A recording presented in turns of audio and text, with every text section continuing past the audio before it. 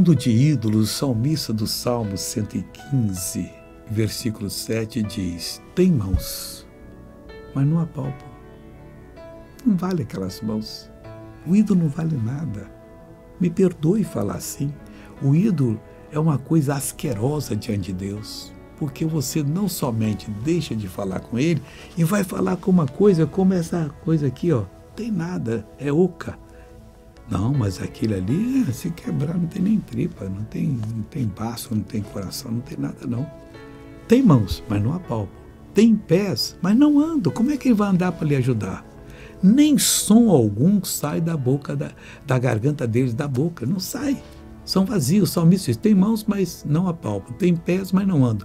Nem som algum sai da sua garganta, mas da sua tem que sair o som para Deus, dizendo: Deus, perdoa-me dos tempos que adorei um ídolo, que pedi ajuda a eles. E Deus perdoa. Veja essa pessoa que se acertou com Deus e foi abençoada. Que era o seu problema? Artrose, artrite e esse joelho não dobrava. Dobrava? E uma dor aqui, ó, que eu faço exame, não dá nada. Mas... Agora, dobra o joelho que eu quero ver agora. E essa bengala está há quanto tempo com ela? Já tem mais de um ano. Mais de um ano?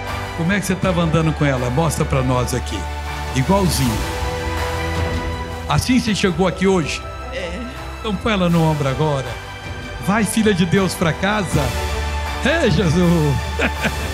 Agora eu quero abençoar você. Pai, eu dou a bênção para essa pessoa. Em nome de Jesus de Nazaré. E você diz: muito obrigado. Deus te abençoe.